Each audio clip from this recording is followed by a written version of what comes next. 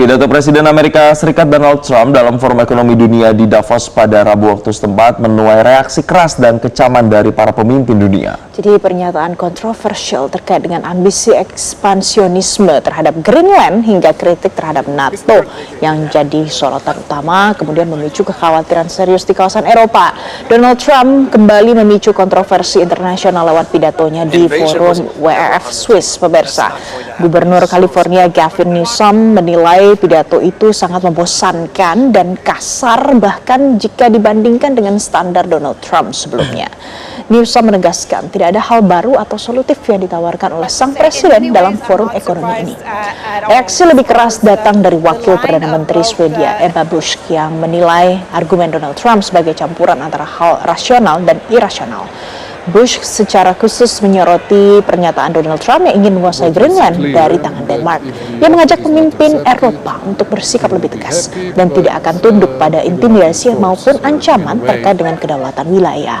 Meski Donald Trump menyatakan tidak akan menggunakan kekuatan militer untuk merebut Greenland, namun ia tetap beserta keras ingin mendapatkan hak kepemilikan dan penguasaan penuh atas wilayah itu.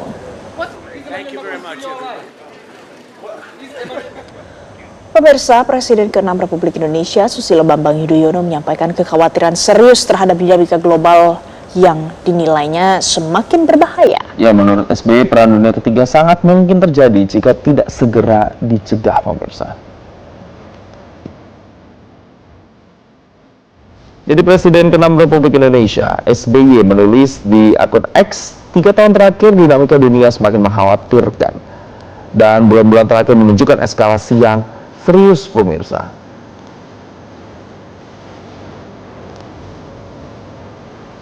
Adapun kekhawatiran ini didasarkan pada pengalaman dan juga kajian panjang menurutnya. Dan ancaman perang dunia ketiga ini sangat mungkin terjadi meski masih bisa dicegah. Dan waktu serta ruang pencegahan semakin sempit dari hari ke hari.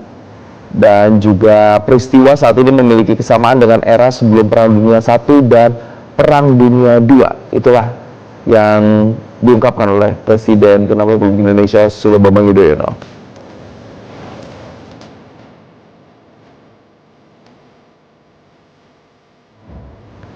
Jadi walaupun tensi tinggi sedang memanas, tapi pemirsa, Presiden Prabowo Subianto hadir di World Economic Forum di Davos 2026. Jadi seberapa besar dampak bagi Indonesia?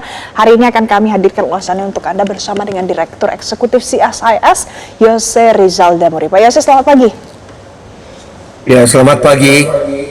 Pak Yose, tadi kita simak bersama kalau ada tulisan dari SBY yang mengatakan begitu dekat ada yang disebut dengan Perang Dunia Ketiga, tapi di waktu yang bersamaan sekarang sedang ada pertemuan pemimpin-pemimpin global di Davos. Ada Indonesia juga di dalam situ.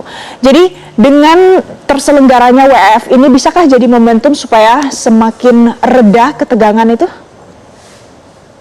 Ya, pertama mungkin kita perlu melihat dulu ya bahwa WEF ini sendiri adalah pertemuan informal, tidak seperti pertemuan-pertemuan yang lainnya seperti G20, APEC dan lain-lainnya yang memang sifatnya lebih formal. Dan di sini adalah platform yang bisa digunakan untuk melihat bukan hanya pandangan-pandangan dari para pemimpin-pemimpin negara, tetapi juga dari pemimpin-pemimpin dunia usaha. Nah, karena informalitas ini di dalam situasi yang semakin memanas saat ini, makin ketegangan itu semakin mengkristal, ini kelihatannya memang bisa menawarkan sesuatu di mana ini bisa menjadi dialog bagi berbagai pihak, termasuk juga pihak-pihak yang memang terlibat atau pihak-pihak yang memang mempunyai pemikiran yang sama. Misalnya pihak-pihak yang ingin tetap mempertahankan stabilitas dan perdamaian dunia dan tetap juga ingin mempertahankan rules based order yang selama ini mungkin selama beberapa tahun belakangan ini sudah mulai ditinggalkan. Mereka ingin kembali memperkuat itu dan mengembalikannya kepada posisi yang semula.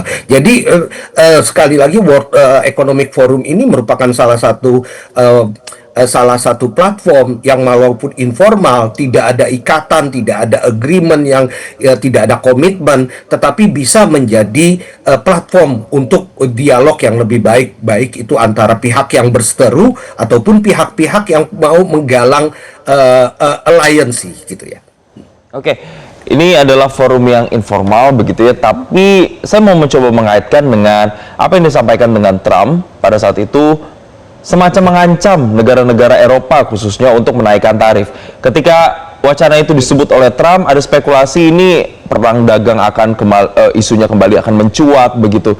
Jadi Pak Yose, seberapa besar ini peran dari WEF ini sendiri untuk kemudian bisa mendiskusikan hal ini, dan apakah kemungkinan ini akan terjadi dan dampaknya begitu seperti apa?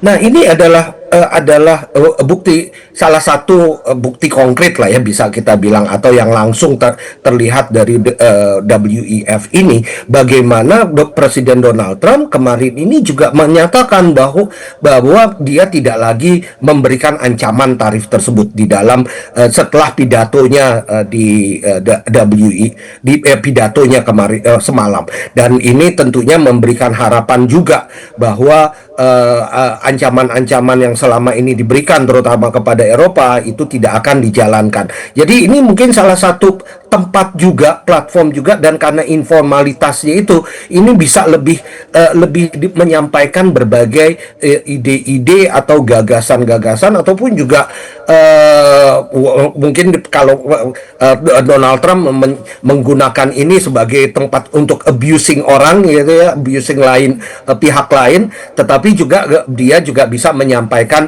hal-hal yang sifatnya kira-kira lebih progresif dan dijalankan secara lebih menuju perdamaian. Oke. Nah, dengan situasi panggung ekonomi internasional yang seperti itu dan Presiden Prabowo Subianto ada di Davos sekarang, apa yang mungkin perlu dibawa dan ditawarkan Indonesia kepada negara-negara seperti Amerika Serikat, Eropa, supaya kita tidak terdampak begitu besar, Pak Yose? Ya, nah, mungkin kalau untuk Indonesia sendiri, kita perlu mempunyai dua strategi. Yang tentunya yang pertama adalah yang kita bisa tawarkan tadi, apa yang kemudian bisa bermanfaat untuk kita secara langsung. Misalnya entah itu investasi dari negara-negara yang lainnya, ataupun juga kerjasama yang lain.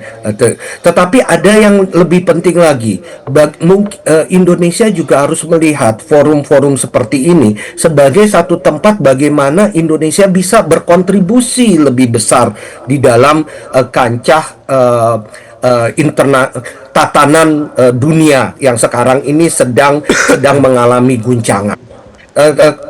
Contoh yang paling kelihatan sekali adalah pidato atau ulasan dari Prime Minister Perdana Menteri Kanada beberapa hari yang lalu, Mark Carney, yang mengatakan bahwa middle power ini juga termasuk Indonesia, tentunya middle power ini itu seharusnya bisa bekerja sama lebih erat lagi, karena if we are not on the table, at the table, we are going to be on the menu, katanya. Kita nggak mau kita jadi bancakan negara-negara middle power ini, seperti negara-negara di Indonesia atau negara-negara di Asia Tenggara, di ASEAN dan lain-lainnya. Dan Indonesia sebenarnya punya political capital, geopolitical capital di tingkatan dunia untuk menyerukan hal yang sama, untuk agar middle power ini bekerja sama lebih erat lagi, juga termasuk menghadapi bullying yang sekarang ini banyak terjadi dari pihak Amerika Serikat misalnya.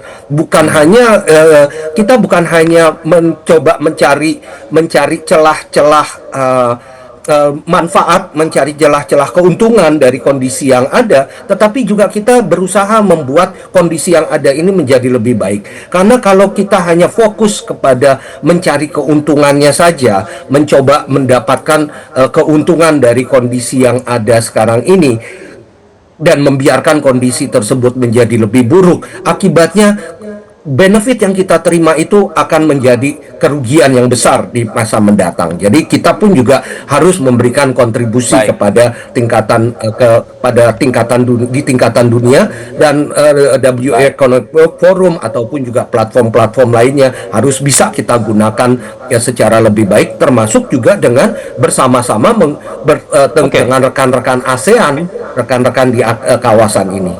Baik, terima kasih Ya. Direktur Eksekutif CSIS Yose Rizal Damuri telah memberikan perspektifnya bersama kami di Selamat Pagi Indonesia.